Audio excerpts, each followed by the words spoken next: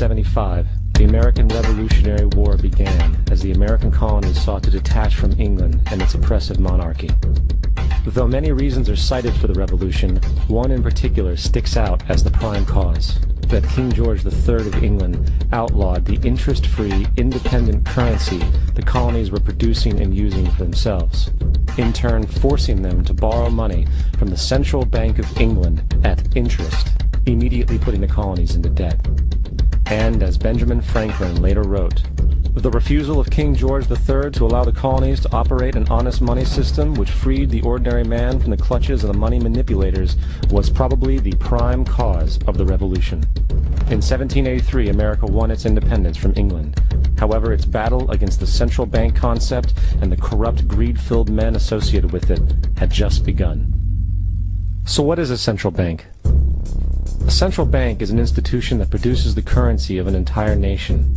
Based on historical precedent, two specific powers are inherent in central banking practice: the control of interest rates and the control of the money supply, or inflation.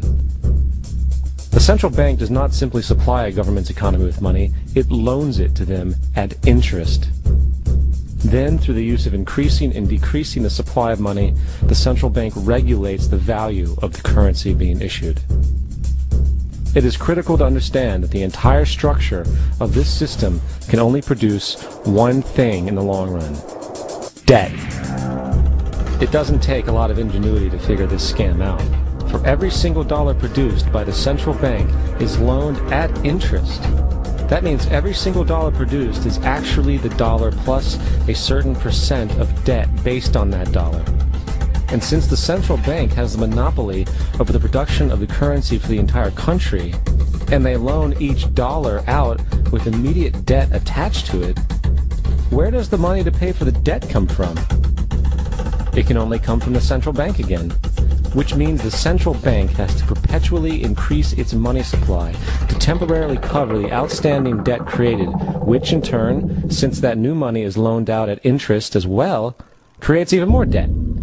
The end result of this system without fail is slavery, for it is impossible for the government and thus the public to ever come out of the self-generating debt.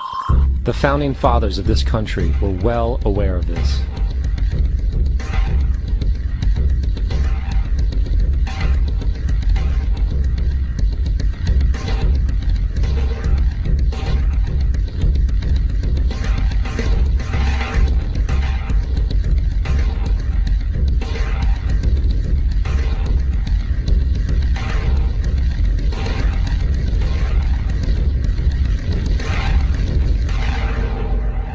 By the early 20th century, the U.S. had already implemented and removed a few central banking systems, which were swindled into place by ruthless banking interests.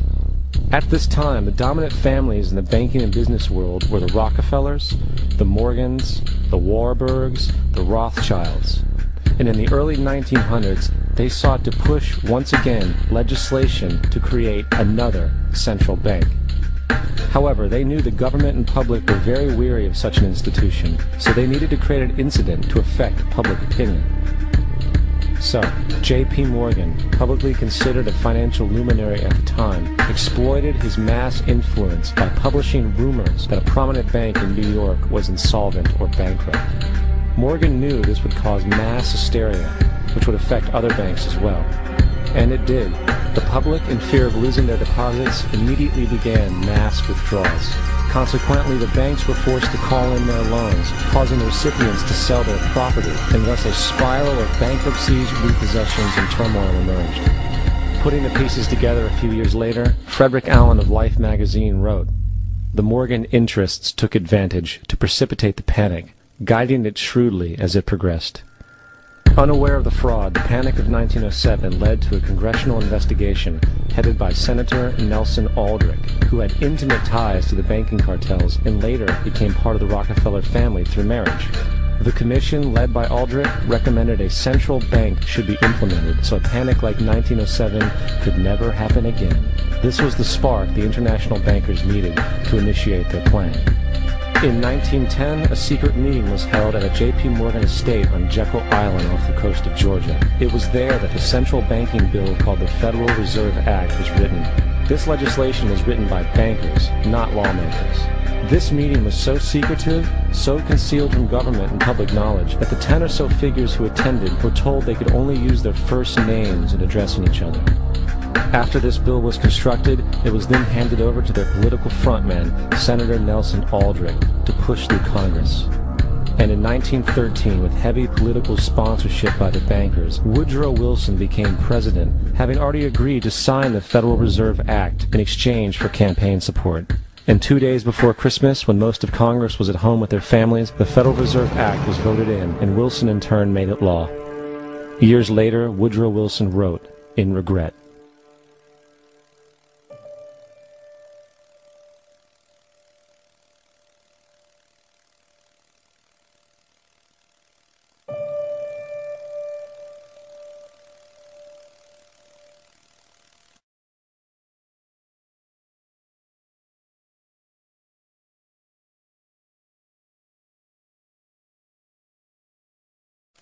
Congressman Lewis McFadden also expressed the truth after the passage of the bill. A world banking system was being set up here, a superstate controlled by international bankers, acting together to enslave the world for their own pleasure. The Fed has usurped the government. Now, the public was told that the Federal Reserve System was an economic stabilizer, and inflation and economic crises were a thing of the past. Well, as history has shown, nothing is further from the truth. The fact is, the international bankers now had a streamlined machine to expand their personal ambitions. It's alive! It's alive! It's alive! For example, from 1914 to 1919, the Fed increased the money supply by nearly 100%, resulting in extensive loans to small banks and the public. Then, in 1920, the Fed called in mass percentages of the outstanding money supply, thus resulting in the supporting banks having to call in huge numbers of loans, and, just like 1907, bank runs, bankruptcy, and collapse occurred. Over 5,400 competitive banks outside of the Federal Reserve System collapsed, further consolidating the monopoly of a small group. Privy to this crime, Congressman Lindbergh stepped up and said in 1921, "Under the Federal Reserve Act, panics are scientifically created. The present panic is the first scientifically created one, worked out as we figure a mathematical equation." However, the panic of 1920 was just a warm-up. From 1921 to 1929, the Fed again increased the money supply, resulting once again in extensive loans to the public and banks. There was also a fairly new type of loan called a margin loan in the stock market. Very simply, the margin loan allowed an investor to put down only 10% of a stock's price, with the other 90% being loaned through the broker. In other words, a person could own $1,000 worth of stock with only $100 down. This method was very popular in the roaring 1920s, as everyone seemed to be making money in the market. However, there was a catch to this loan. It could be called in at any time and had to be paid within 24 hours. This is termed a margin call, and the typical result of a margin call is the selling of the stock purchased with the loan. So, a few months before October in 1929, J.D. Rockefeller, Bernard Baruch, and other insiders quietly exited the market, and on October 24, 1929, the New York financiers who furnished the margin loans started calling them in masse. This sparked an instantaneous, massive sell-off in the market, for everyone had to cover the margin loans. It then triggered mass bank runs for the same reason, in turn collapsing over 16,000 banks, enabling the conspiring international bankers to not only buy up rival banks at a discount, but to also buy up whole corporations at pennies on the dollar. It was the greatest robbery in American history. But that didn't stop there. Rather than expanding the money supply in order to recover from this economic collapse, the Fed actually contracted it, fueling one of the largest depressions in history. Once again outraged, Congressman Lewis McFadden, a longtime opponent of the banking cartels, began bringing impeachment proceedings against the Federal Reserve Board, saying of the crash and depression, "It was a carefully contrived occurrence. International bankers sought to bring about a condition of despair so that they might emerge the rulers of us all." Not surprisingly, and after 2 previous assassination attempts, McFadden was poisoned at a banquet before he could push for the impeachment. Now, having reduced the society to squalor, the Federal Reserve bankers decided that the gold standard should be removed. In order to do this, they needed to acquire the remaining gold in the system. So, under the pretense of helping to end the Depression, came the 1933 gold seizure. Under the threat of imprisonment for 10 years, everyone in America was required to turn in all gold bullion to the Treasury, essentially robbing the public of what little wealth they had left. And at the end of 1933, the gold standard was abolished. If you look at a dollar bill from before 1933, it says it is redeemable in gold. You look at a dollar bill today, it says it is legal tender, which means it is backed by absolutely nothing. It is worthless paper. The only thing that gives our money value is how much of it is in circulation. Therefore, the power to regulate the money supply is also the power to regulate its value, which is also the power to bring entire economies and societies to its knees.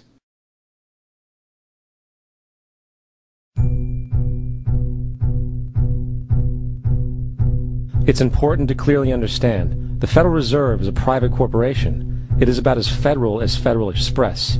It makes its own policies and is under virtually no regulation by the U.S. government. It is a private bank that loans all the currency at interest to the government, completely consistent with the fraudulent central banking model that the country sought to escape from when it declared independence in the American Revolutionary War. Now, going back to 1913, the Federal Reserve Act was not the only unconstitutional bill pushed through Congress. They also pushed the federal income tax. It's worthwhile to point out that the American public's ignorance towards the federal income tax is a testament to how dumbed down and oblivious the American population really is.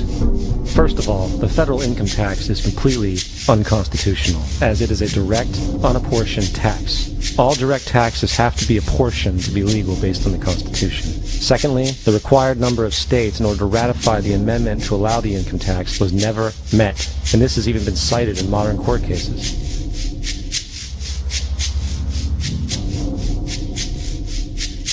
Third, at the present day, roughly 35% of the average worker's income is taken from them via this tax. That means you work 4 months out of the year to fulfill this tax obligation. And guess where that money goes? It goes to pay the interest on the currency being produced by the fraudulent Federal Reserve Bank, a system that does not have to exist at all. Not 1 cent of this tax goes towards any governmental program whatsoever. Not 1 cent. The money you make working 4 months out of the year goes almost literally into the pockets of the international bankers who own the private Federal Reserve Bank. And fourth, even with the fraudulent government claim as to the legality of the income tax, there is literally no statute, no law in existence that requires you to pay this tax. Period. I really expected that, of course, there's a law that you can point to in the law book, the code, that requires you to file a tax return. Of course there is. I was at that point where I couldn't find the statute that clearly made a person liable, at least not me and most people I know, and I had no choice in my mind except to resign. Based on the research that I did throughout the year 2000 and that I'm still doing, I have not found that law. I've asked Congress, we've asked a lot of people in the IRS commissioners, helpers. They can't answer, because if they answer, the American people are going to know that this whole thing is a fraud. I haven't filed an federal income tax return since I left. I have not filed a tax return since 1999.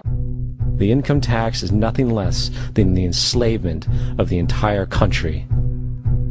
Now, the control of the economy and the perpetual robbery of wealth is only one side of the Rubik's Cube the bankers hold in their hands.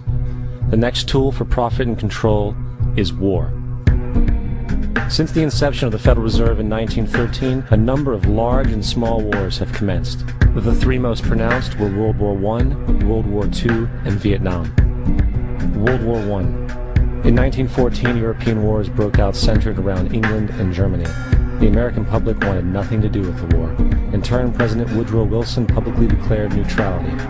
However, under the surface, the U.S. administration was looking for any excuse it could find to enter it. Woodrow Wilson's top advisor and mentor was Colonel Edward House, a man with intimate connections with the international bankers who wanted in the war.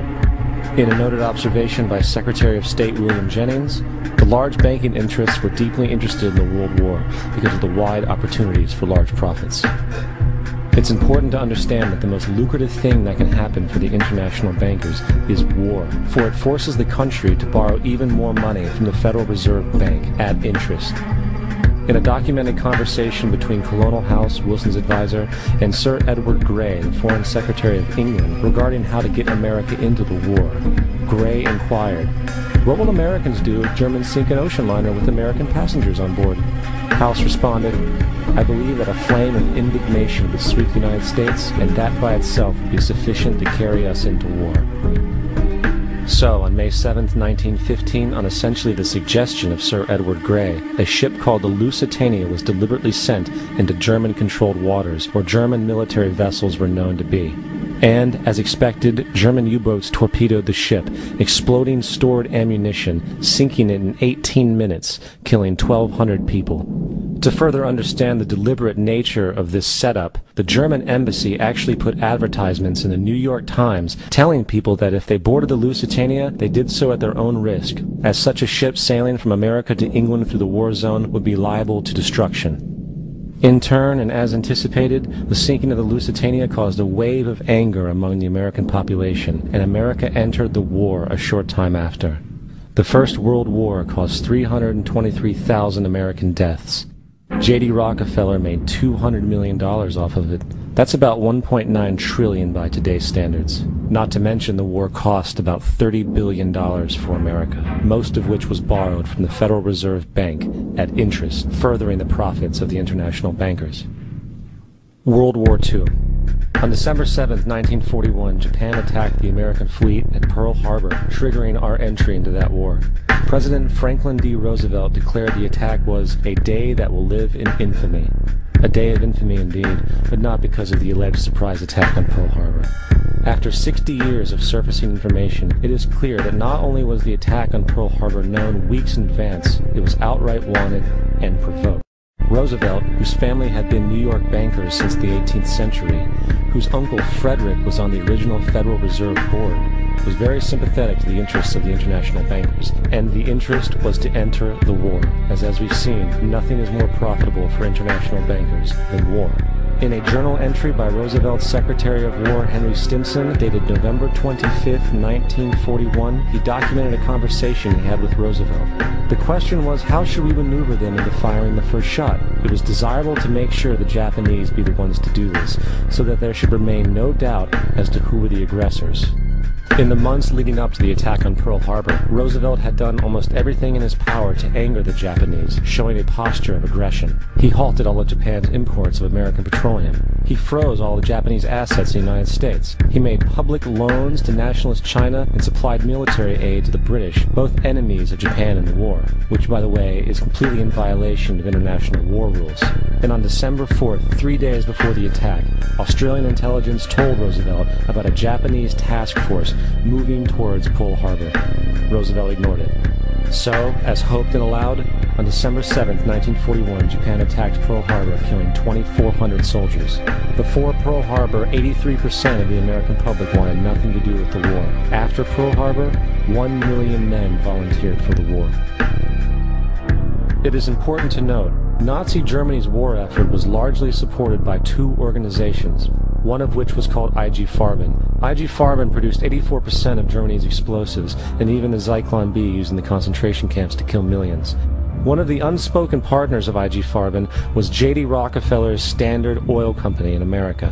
In fact, the German Air Force could not operate without a special additive patented by Rockefeller's Standard Oil.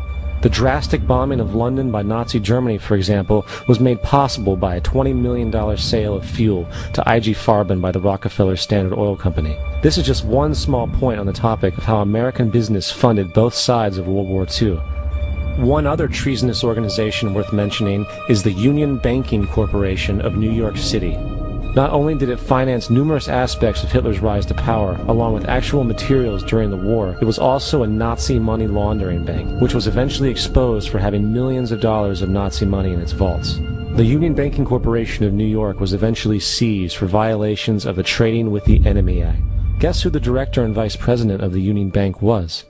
Prescott Bush, our current president's grandfather, and of course our former president's father. Keep that in mind when considering the moral and political dispositions of the Bush family. Vietnam. The United States' official declaration of war on North Vietnam in 1964 came after an alleged incident involving two U.S. destroyers being attacked by North Vietnamese PT boats in the Gulf of Tonkin. This was known as the Gulf of Tonkin Incident. This single situation was the catalytic pretext for massive troop deployment and full-fledged warfare. One problem, however: the attack on the U.S. destroyers by Vietnamese PT boats never happened. It was a completely staged event to have an excuse to enter the war. Former Secretary of Defense Robert McNamara stated years later that the Gulf of Tonkin incident was a mistake, while many other insiders and officers have come forward, relaying that it was a contrived farce, a complete lie. Once in the war, it was business as usual. In October 1966, President Lyndon Johnson lifted trade restrictions on the Soviet bloc, knowing full well that the Soviets were providing upwards of 80% of North Vietnam's war supplies. Consequently, Rockefeller interests financed factories in the Soviet Union, which the Soviets used to manufacture military equipment and send it to North Vietnam. However, the funding of both sides of this conflict was only one side of the coin. In 1985, Vietnam's rules of engagement were declassified. This detailed what American troops were and were not allowed to do in the war. It included absurdities like North Vietnamese anti-aircraft missile systems could not be bombed until they were known to be fully operational. No enemy could be pursued once they crossed the border of Laos or Cambodia. And most revealing of all, the most critical strategic targets were not allowed to be attacked unless initiated by high military officials. Apart from these imposed ludicrous limitations, North Vietnam was informed of these restrictions and therefore could base entire strategies around the limitations of the American forces. This is why the war went on so long.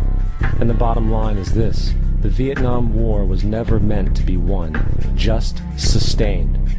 This war for profit resulted in 58,000 American deaths and 3 million dead Vietnamese. So, where are we now? September 11th was the jumpstart for what is now an accelerated agenda by the ruthless elite. It was a staged war pretext no different than the sinking of the Lusitania, the provoking of Pearl Harbor, and the Gulf of Tonkin lie. In fact, if 9/11 wasn't a planned war pretext, it would be an exception to the rule. It has been used to launch 2 unprovoked illegal wars, one against Iraq and one against Afghanistan. However, 9/11 was a pretext for another war as well, the war against you. The Patriot Act, Homeland Security, the Military Tribunals Act, and other legislations are all completely and entirely designed to destroy your civil liberties and limit your ability to fight back against what is coming.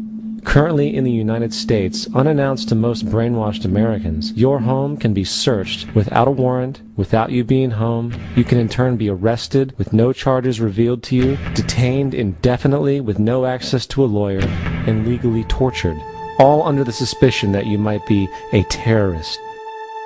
If you need a painted picture of what is happening in this country, let's recognize how history repeats itself.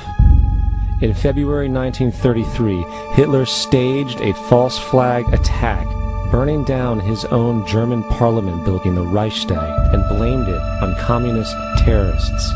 Within the next few weeks, he passed the Enabling Act, which completely eradicated the German Constitution, destroying people's liberties. He then led a series of preemptive wars, all justified to the German people as necessary to maintaining homeland security.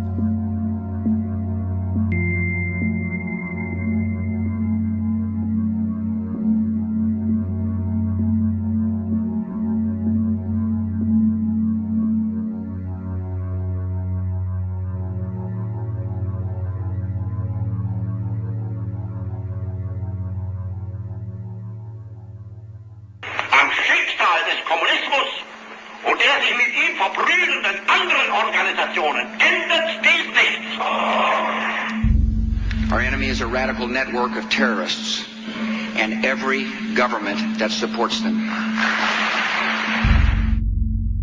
It's time to wake up. The people in power go out of their way to make sure that you are perpetually misled and manipulated. The majority's perception of reality, especially in the political arena, is not their own. It is shrewdly imposed upon them without them even knowing it. For example, the public at large actually believes the invasion of Iraq is going badly, as sectarian violence doesn't seem to stop. What the public fails to see is that the destabilization of Iraq is exactly what the people behind the government want. This war is to be sustained so the region can be divided up, domination of the oil maintained, continual profits reaped for the defense contractors, and most importantly, permanent military bases established to be used as a launching pad against other oil-bearing, non-conforming countries such as Iran and Syria. For further implication that the civil war and destabilization is purely intentional, in 2005, 2 elite British SAS officers were arrested by Iraqi police after being caught driving around in their car shooting at civilians while dressed up as Arabs. After being arrested and taken to a jail in Basra, the British Army immediately requested the release of these men. When the Basra government refused, British tanks came in and physically broke out the men from the Basra prison. If you wish to destroy an area, how do you do it? Well, there are 2 ways. You can go in there and bomb it and so forth, but that is not very efficient. What you do is you try to get the people in that area to kill each other and to destroy their own territory, their own farms. And that's what's been done in that area. The way in which you destroy an opponent is get him to destroy himself by dividing his ranks against one another. Then you feed both sides. You have agents feeding both sides, inflaming both sides, and they kill each other off. And it's time that some of us woke up to this reality, to understand that people who try to maintain empires and create empires do it by manipulating the people they're trying. You might want to ask yourself why the entire culture is utterly saturated with mass media entertainment from all sides, while the educational system in America continues its stupefying downward slide since the U.S. government decided to take over and subsidize the public school system. What your government pays for, it gets. When we understand that, then we look at government-financed institutions of education and see the kind of students and the kind of education that's being turned out by these government-financed schools. Logic will tell you that if what is being turned out in those schools was not in accord with what the state and the federal government wanted, then it would change it. The bottom line is that the government is getting what they have ordered. They do not want your children to be educated. They do not want you to think too much. That is why our country and our world has become so proliferated with entertainments, mass media, television shows, amusement parks, drugs, alcohol, and every kind of entertainment to keep the human mind entertained, so that you don't get in the way of important people by doing too much thinking. You had better wake up and understand that there are people who are guiding your life and you don't even know it. We're in a lot of trouble because you people and 62 million other Americans are listening to me right now, because less than 3% of you people read books. Because less than 15% of you read newspapers. Because the only truth you know is what you get over this tube. Right now, there is an entire generation that never knew anything that didn't come out of this tube. This tube is the gospel, the ultimate revelation. This tube can make or break presidents, popes, prime ministers. This tube is the most awesome goddamn force in the whole godless world. And woe is us if it ever falls into the hands of the wrong people. And when the largest company in the world controls the most awesome goddamn propaganda force in the whole godless world, who knows what shit will be peddled for truth on this network. So you listen to me. Listen to me. Television is not the truth. Television is a goddamn amusement park. Television is a circus, a carnival, a traveling troupe of acrobats, storytellers, dancers, singers, jugglers, sideshow freaks, lion tamers, and football players. We're in the boredom-killing business. But you people sit there day after day, night after night, all ages, colors, creeds, We're all you know. You're beginning to believe the illusions we're spinning here. You're beginning to think that the tube is reality and that your own lives are unreal. You do whatever the tube tells you. You dress like the tube. You eat like the tube. You raise your children like the tube. You even think like the tube. This is mass madness, you maniacs. In God's name, you people are the real thing. We are the illusion. The last thing the men behind the curtain want is a conscious, informed public capable of critical thinking, which is why a continually fraudulent zeitgeist is output via religion, the mass media, and the educational system. They seek to keep you in a distracted, naive bubble, and they are doing a damn good job of it. In 2005, an arrangement between Canada, Mexico, and the United States was made. This arrangement, unannounced to the public, unregulated by Congress, merges the United States, Mexico, and Canada into one entity, erasing all borders. It's called the North American Union, and you might want to ask yourself why you've never heard of this. In fact, there is only one mainstream reporter who's actually heard of and has had the courage to cover this issue. The Bush administration's open borders policy and its decision to ignore the enforcement of this country's immigration laws is part of a broader agenda. President Bush signed a formal agreement that will end the United States as we know it, and he took the step without approval from either the U.S. Congress or the people of the United States. It's a deal that few have even heard of. It's being done again by very few people at the very top on behalf of the investment class, but the working class of people. Political officials across our country, from communities, from cities and so forth, they don't know anything about this. This isn't some trade agreement. It is a total removal of sovereignty from these countries, which will also result in a completely new currency called the Amero. Fall. Apart from that, I think one thing people who are dollar-based need to focus on is the Amero. That's the one thing that nobody's talking about that I think is going to have a big impact on everybody's life in Canada, the U.S., and Mexico. The Amero is the proposed new currency for the North American community, which is being developed right now between Canada, the U.S., and Mexico to make a borderless community, much like the EU, and the dollar, Canadian dollar, U.S. dollar, and the Mexican peso replaced by the Amero. By default of this agreement, the American Constitution will eventually be obsolete. You would think that a situation like this would be on the cover of every major newspaper.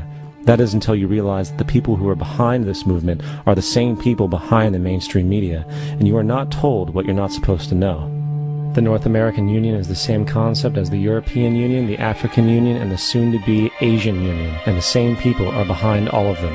And, when the time is right, the North American Union, the European Union, the African Union, and the Asian Union will be merged together, forming the final stages of a plan these men have been working on for over 60 years. A one-world government.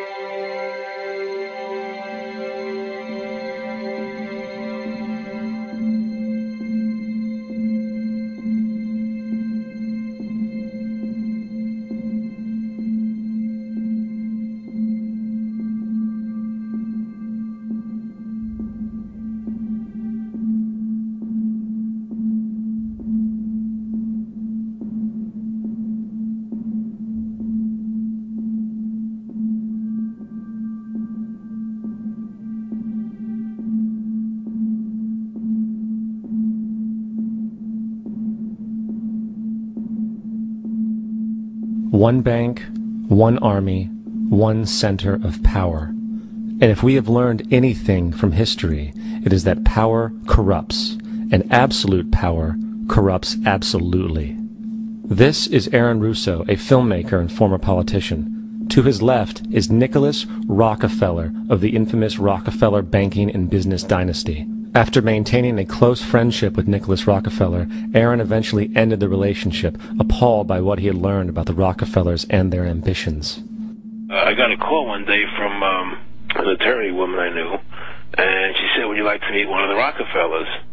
I said, "Sure, I'd love to." And we became friends, and he began to divulge a lot of things to me. So he said to me one night, he said that there's going to be an event there, and out of that event, you're going to see we're going to go into Afghanistan, so we can run pipelines from the Caspian Sea. We're going to go into Iraq to take the oil and establish a base in the Middle East, and we're going to go into Venezuela and try and get rid of Chavez. And the first two they've accomplished. Chavez they didn't accomplish. And he said you're going to see guys going into caves looking for looking for people that they're never going to find. You know, he was laughing about the fact that you have this war on terror. There's no real enemy. He's talking about how by having this war on terror, you can never win it because so it's an eternal war, and so you can always keep taking people's liberties away. And I said, how are you going to convince people that this war is real? He says, but the media can convince everybody it's real. I mean, you know, it's just that you keep talking about things, you keep saying it over and over and over again, and eventually people believe it. You know, you created the Federal Reserve in 1913 through lies. You create 9/11, which is another lie. Through 9/11, you're fighting a war on terror, and now all of a sudden you go into Iraq, which was another lie, and now they're going to do Iran. You know, and it's all one thing leading to another, leading to another, leading to another. Now, I would say, what are you doing this for? What's the point of this thing? You have all the money in the world you ever want. You have all the power. I said, you know, you're hurting people. It's not a good thing. And he would say, what do you care about the people for? Take care of yourself and you take care of your family. And then I said to him, what are the ultimate goals here? He said, the ultimate goal is to get everybody in this world chipped with the RFID chip, and have all money be on those chips and everything on those chips. And if anybody wants to protest what we do or violate what we want, we just turn off their chip. And if anybody wants to protest what we do or violate what we want, we just turn off their chip. That's right, microchipped. In 2005, Congress, under the pretense of immigration control and the so-called War on Terrorism, passed the REAL ID Act, under which it is projected by May 2008, you will be required to carry around a federal identification card, which includes on it a scannable barcode with your personal information. However, this barcode is only an intermediary step before the card is equipped with a VeriChip RFID tracking module, which will use radio frequencies to track your every move on the planet. If this sounds foreign to you, please note that the RFID tracking chip is already in all new American passports. And the final step is the implanted chip, which many people have already been manipulated into accepting under different pretenses.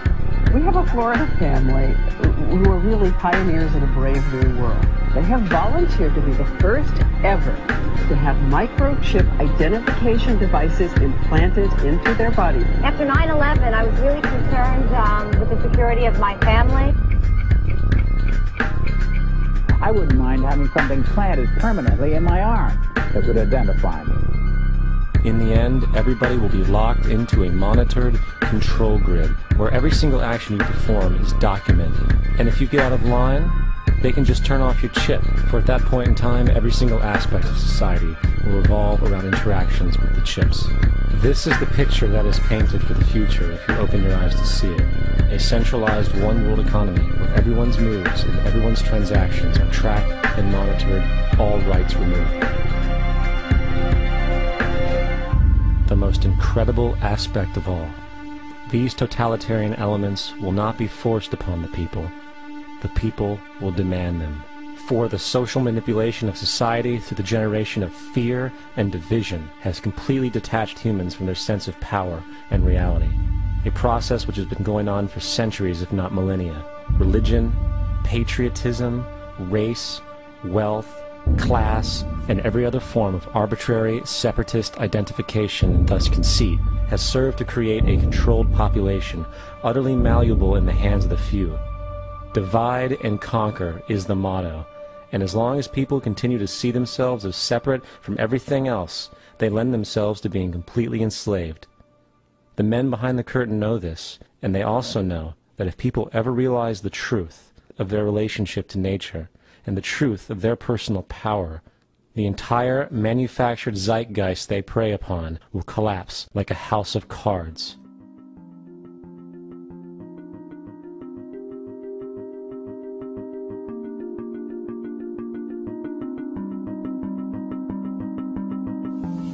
The whole system that we live in drills into us that we're powerless, that we're weak, that our society is evil, that it's crime-ridden, etc., and so forth.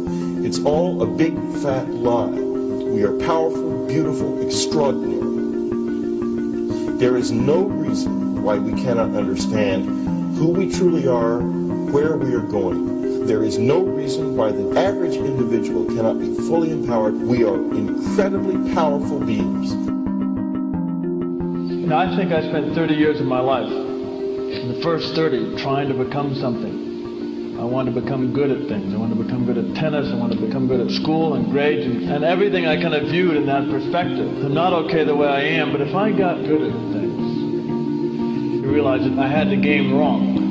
The game was to find out what I already was. Find out what I already was.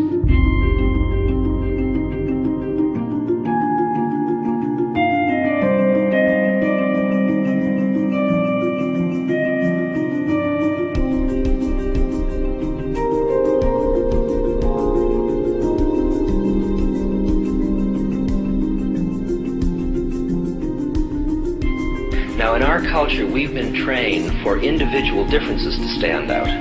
So you look at each person, immediately it is brighter, dumber, older, younger, richer, poorer, and we make all these dimensional distinctions, put them in categories and treat them that way. And we get so that we only see others as separate from ourselves in the ways in which they're separate. And one of the dramatic characteristics of experience is being with another person and suddenly seeing the ways in which they are like you, not different from you, and experiencing the fact that that which is essence in you and which is essence in me is indeed one. The understanding that there is no other. It is all one. And I wasn't born Richard Albert, I was just born as a human being, and then I learned this whole business of who I am and whether I'm good or bad or achieving or not. All that's learned along the way.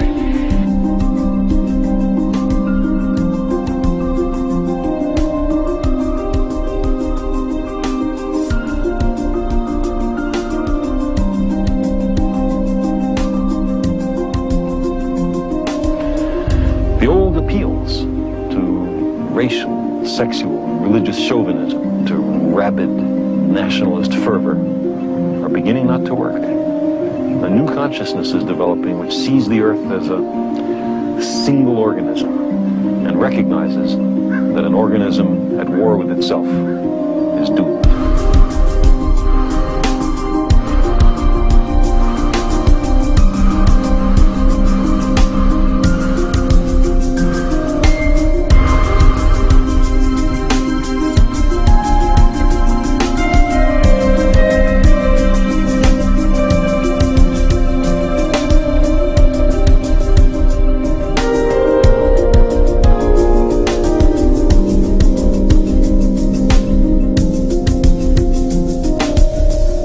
Bill Hicks used to finish his shows with this.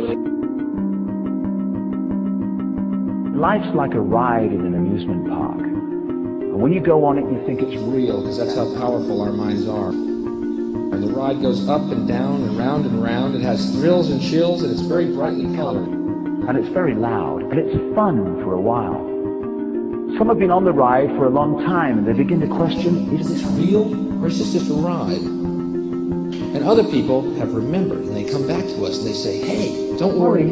Don't be afraid ever, because this is just a ride.